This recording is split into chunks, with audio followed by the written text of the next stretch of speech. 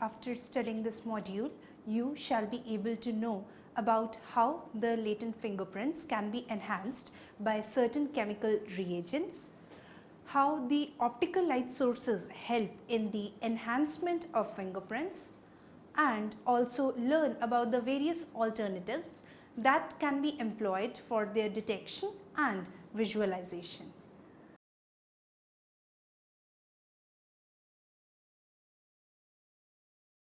In spite of the scientific developments done in the field of DNA profiling, fingerprints remains the best and a crucial form of evidence needed for the personal identification in the arena of crime scene investigation.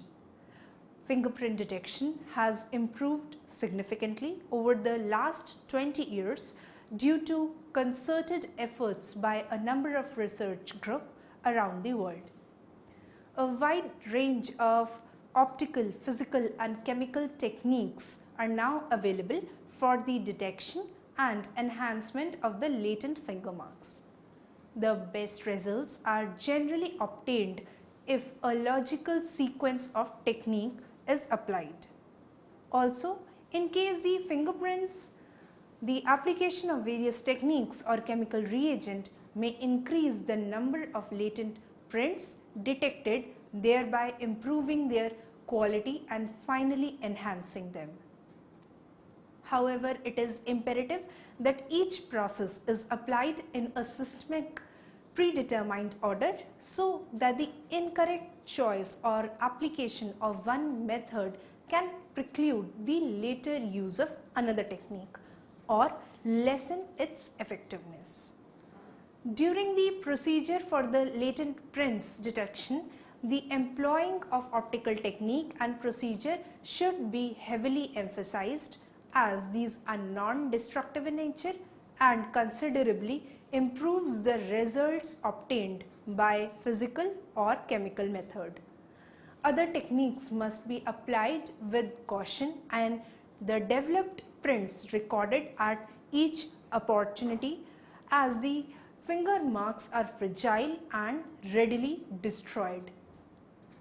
The choice for the detection technique invariably depends on the circumstances from where the latent prints have been recovered from, and thus also depends on the variety of factors including the type of surface on which the latent print is present, that is whether it is porous, non-porous, smooth or rough, their occurrence of any specific contaminant, for example blood, the probable age of fingerprints, and lastly the environmental factors, example whether or not the surface is or has been wet.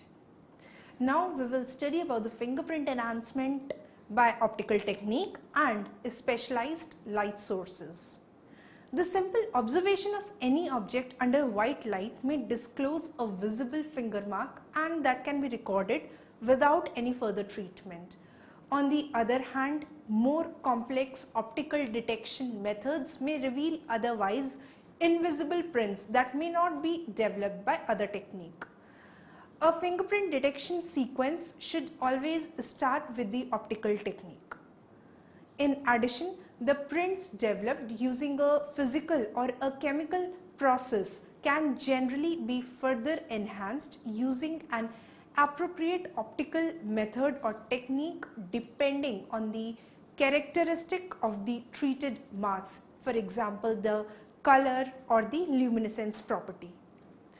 The value of fingerprint luminescence has become well understood since it was first studied in the late 1970s. Although the property of luminescence is not seen in case of latent fingerprints, a variety of procedures and techniques applied in the correct sequence will thereby result in the generation of luminescent prints. The heavy emphasis on luminescence property is due to the much higher sensitivity that can be achieved when compared to the conventional processes that result in a colored print. The application of luminescence technique requires the use of high intensity light sources and with large, expensive laboratory-based lasers were proposed in the early 1980s for this work. There are now a number of versatile, cost-effective alternatives, and as such, the filtered arc lamps also. Today, for the purpose of fingerprint detection and enhancement, polylight is used. This light source is portable and provides a range of high intensity light bands from the ultraviolet through to the near infrared range of particular wavelength. In addition, each band can be fine-tuned through the tilting of high quality interference filters built into the system. This function has now been duplicated in other light sources as well in the market, and alternatives to the polylight include the specs, the quasar, the dactylite and the portable lasers such as the scene sweeper. Lasers are restrictive in that they only operate at a limited number of wavelengths. As we already know that there are three main types of fingerprint evidence that may be present at any crime scene. The first is the indented or the molded finger mark, which is a three-dimensional fingertip impression in a malleable substance such as a putty or a candle wax. Such impressions can generally be enhanced using the oblique lighting. The second type is the visible finger mark, which may be positive or negative depending on whether the fingers were contaminated with a colored material such as blood or whether the colored material such as dust or soot has been removed from the surface by the fingerprint ridges. Enhancement of such marks can often be achieved optically also, depending on the properties of the contaminant in question. Blood is a special case where the specific optical and chemical enhancement procedures almost exit out. The third type, which is the most common and that poses a real dilemma, is the latent fingerprints. Latent fingerprints or the finger marks are not visible by the naked eyes and hence are usually requirement of some type of physical or chemical treatment and enhancement so that they can be easily detected and visualized for that purpose. These latent prints are formed from the complex mixtures of natural secretions secreted by the sebaceous glands and also from the contaminants from the environment. Knowledge of the major constituents of this particular deposit is essential for the effective fingerprint detection. Consideration of how these constituents are affected by the different environmental conditions is also an important parameter. The detection of latent finger marks is actually quite a challenging analytical problem. What is required is the detection of very small quantities of specific chemical compounds. In general terms, fingerprint powders are the least sensitive of the available techniques, with about 500 to 1000 nanograms of the material required in the latent mark for successful detection. By employing the usage of chemicals, for example ninhydrin, and such that the color can be imparted to the latent prints, generally 100 to 200 nanograms of that material is required. On the other hand, luminescence detection using a chemical reagent such as DFO is sensitive down to the range of 1 to 10 nanogram. The latent fingerprints deposited on the various surfaces behave differently on different types of substrate. Also, in addition to this, the various techniques employed for detection purpose are effective only on some surface but not on others. And as a result, the surface type is a major consideration when selecting a sequence of fingerprint detection technique for a particular set of circumstances. Next is the detection of fingerprints on porous surfaces and their enhancement. Following the application of optical techniques, the choice of development method will depend on whether or not the item has been wet. If the item has been wet, then water soluble component of the latent fingerprint deposit will no longer be present.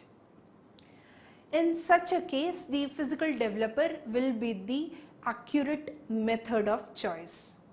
In other cases, the techniques that can be applied include the DFO, non-hydrin and metal salt treatment.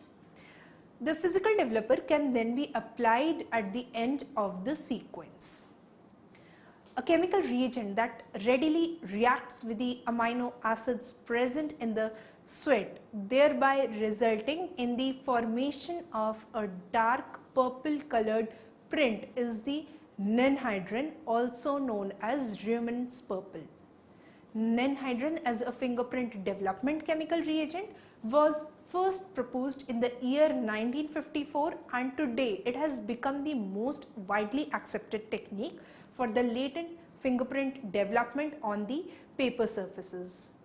This technique generally involves dipping the items or spraying them with non-hydrin solution and then leaving them as such over for 24 to 48 hours for their development.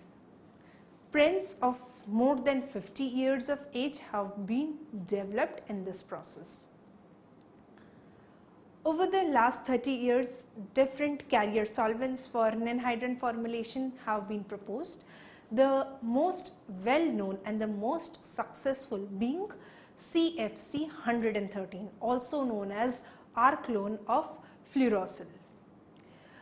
Being an ozone depleting substance, this solvent is no longer manufactured and its use is now prohibited in a large number of countries. Ideally, the carrier solvent should be non-toxic, non-flammable, non-polar, so that the ink running on the document is minimized and relatively inexpensive. Alternatives such as pentane or hexane are to be avoided because of their high flammability, and as well as being inflammable. Solvents such as acetone causes excessive ink running on the treated documents.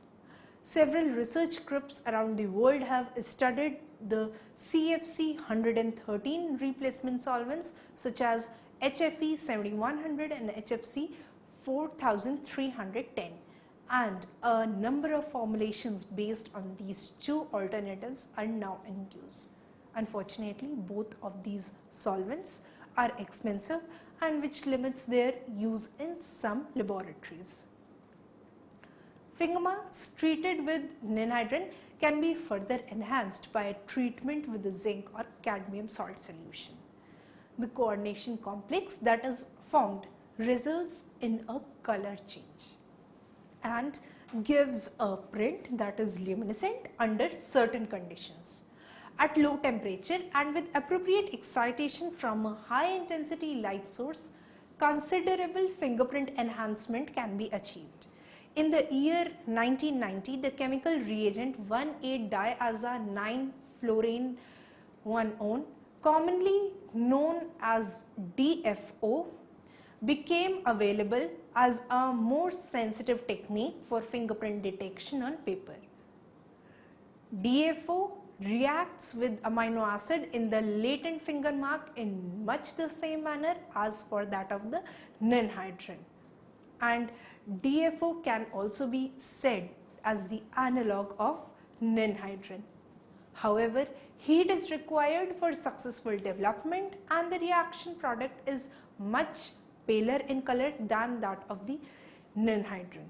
The advantage of DFO is that the developed prints are highly luminescent at room temperature without any additional treatment. Studies have shown that up to 3 times the number of fingerprints can be developed with DFO in comparison to that of the non-hydrin reagent. DFO can be used but not after non-hydrin processing. The disadvantages of DFO include the requirement of a specialized light source, the relative high cost of the reagent, and the unsuitability of the technique for luminescent substrates. Physical developer is a technique that can be applied on porous surfaces that have been wet or as an additional treatment after DFO and anhydrous processing. PD is an aqueous solution similar to silver based photographic developer, and when a document is placed in the reagent, silver is deposited from the solution on any latent finger mark that may be present over the surface. This deposition is catalyzed by water soluble components of the deposit, and the developed prints appear as dark grey images against a light grey background. The PD solution contains a ferrous or ferric redox system plus the silver nitrate and citric acid stabilized by a surfactant. Once prepared, the solution is unstable and has a short shelf life. Although time consuming to prepare and apply, the PD can give best results where other techniques are unsuccessful totally. Even if the documents have not been wet, the use of PD or DFO and anhydrous is advised for all serious cases as it may reveal addition of the fingerprint detail. Now we will study about the detection of fingerprints in non-porous surfaces and their enhancement technique. Typical non-porous surfaces include glass, plastic, metal and gloss painted surfaces. A range of techniques can be applied to such surfaces depending on the surface characteristic. As for any fingerprint detection sequence, the optical technique should be employed before applying any other treatment. For fixed surfaces at the crime scene, powdering is still entrenched as the primary fingerprint detection method despite its low sensitivity. For wet surfaces at the crime scene, the small particle reagent can be employed as a wet powdering method applied with a spray. Items can then be transported and should be returned to the laboratory for processing. Cyanoacrylate fuming has since the late 1970s become a popular laboratory-based technique for the routine treatment of non-porous surfaces. The developed prints can then be subsequently enhanced by the application of a luminescent stain. Alternatively, for laboratories where it is available or advisable, the vacuum metal deposition can be particularly effective for older prints or for the difficult surfaces. Fingerprint powdering has changed little as a detection technique over the last 20 years. It is still the most cost-effective method for treating fixed surfaces at a crime scene, and a range of different powders and different brushes are available, and the choice generally comes down to personal preference based on the experience. Aluminium flake powders have long been considered to be particularly effective, while magnetic powders applied using a magnetic wand are considered to be the least destructive. The recent development of iron flake powder has increased the sensitivity of magnetic powders for use. For multicolored surfaces, a range of different luminescent powders is available. Wet non-porous surfaces at a crime scene can be treated using the SPR or the small particle reagent and a suspension of the molybdenum disulfide in a detergent solution. This is the SPR reagent. The suspension is generally applied with a sprayer and then rinsed with water so as to remove the excess powder. The developed prints are dark grey in color. A white small particle reagent based on zinc carbonate powder has also been developed for the dark surfaces. Cyanoacrylate esters sold commercially as the quick setting superglue have proven effective for developing latent finger marks on non-porous surfaces. The object is treated with cyanoacrylate vapor, resulting in the formation of a hard white polymer on any latent print deposit that may be present over the surface. It is believed that the polymerization is catalyzed by moisture and the ionic material present in the deposit. Fuming with cyanoacrylate can be achieved by several means, from inexpensive homemade chambers through to large, expensive commercial units. Portable fuming systems are also available, as opposed to development achieved at atmospheric pressure. A number of research groups have reported superior results when cyanoacrylate development is conducted at reduced pressure. Contrast is often a problem with marks developed by cyanoacrylate fuming, and some form of enhancement is generally required. There are optical methods for enhancing such prints that should be employed before any further processing of the fingerprints are done. Also, contrast may then be improved by the application of a powder or preferably by the application of luminescent stain such as rhodamine 6G. Luminescent staining can significantly enhance the cyanoacrylate developed prints. Probably the most sensitive technique for fingerprint detection on non-porous surfaces such as glass and plastic is a vacuum metal deposition. In this process, the item is placed under vacuum and coated with thin layers of gold and zinc preferably. The deposited gold penetrates the latent fingerprint residue or the deposit, producing a uniform layer, whereas the zinc will generally deposit on the substrate but not on the print ridges. VMD units necessary for the application of this technique are expensive and their use requires significant experience for the optimum results. When applied correctly, excellent results can be obtained even on old degraded finger marks. VMD can be effective on difficult surfaces where other techniques fail completely. This substrate, because of its semi-porous nature, has proven difficult for the latent fingerprint detection. Prints more than 6 months old have been developed using this sequence. Cyanoacrylate fuming alone will only detect prints that are up to 1 week old. Next is the fingerprint detection at the scene of crime or crime scene. The general approach to fingerprint detection at the crime scene is to apply optical techniques initially so as to transport the items back to the laboratory for processing where possible and to treat the remaining surfaces with a suitable development technique or a sequence of technique. For non-porous surfaces, the fingerprint powders are traditionally the method of choice. Porous surfaces such as wallpaper can be treated with ninhydrin solution. For scene of a more serious nature, chemical processing with a technique such as the iodine or benzoflavone spray may also be considered. This technique can be successful on developing prints on a range of porous, semi-porous and non-porous surfaces. In addition, the iodine or benzoflavone treatment does not preclude subsequent powdering or ninhydrin treatment. At the end of the sequence, the blood enhancement reagents such as amido black may also be applied if blood marks are present at the scene of crime.